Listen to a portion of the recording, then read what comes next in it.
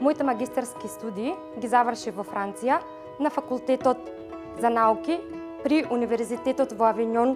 Интересен е фактот како мојот сон за студирање во Франција се остваруваше.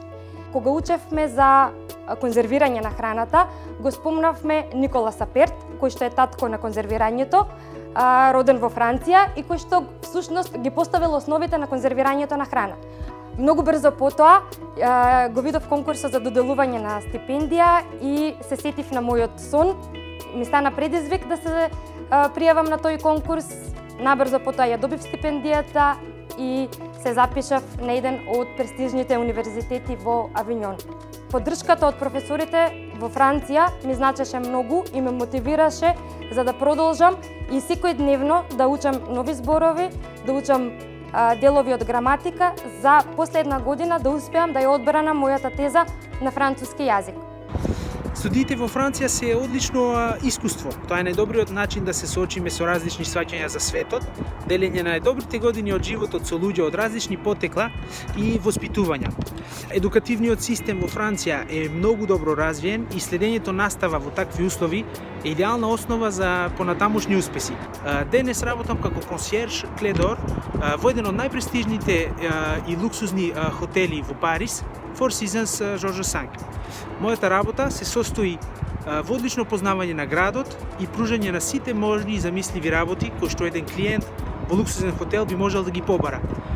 Тоа би било почнувајќи од резервација во елитен ресторан, до организирање на приватни посети на многуте споменици во историски богатата земја како што е Франција, но во ретки случаи и резервирање на хеликоптер или приватен авион, например. Познавањето на странски јазици, а особено францускиот јазик, е огромно богатство. Тоа е еден од најпочитуваните јазици во светот, зборуван од голем број националности. Исто така, Франција, како една од најголемите земји во Европа и лидер во многу сектори, како што се модата, гастрономијата, индустријата, туризмот, многу професионалци кои што зборуваат француски се на клучни позиции и се многу успешни било каде во светот, не само во Франција, и комуникацијата на овој јазик секогаш представува предност заради својата елегантност и шарм. Мора да бидеме свесни дека едукацијата која што ја добиваме и каде ја добиваме и прави предиспозиции за тоа каде ќе се најдеме во професионалниот живот.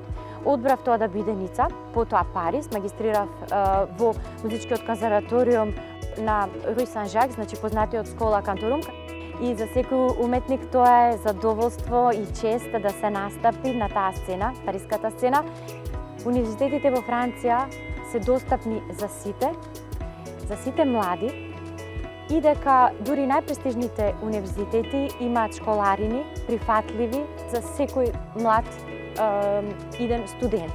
Да верувате во себе, да ја запознаете оваа прекрасна земја и се разбира да студирате во Франција.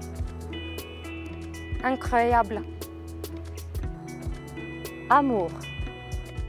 Mousse au chocolat. Camembert. Café bleu soja. Ува la jeune hindou од Лео Делип. Мојата порака до сите студенти кои што сакаат да ги продолжат своите студии во Франција е да имаат визија, да бидат мотивирани, да бидат храбри и само така можат да ги реализираат своите соништа.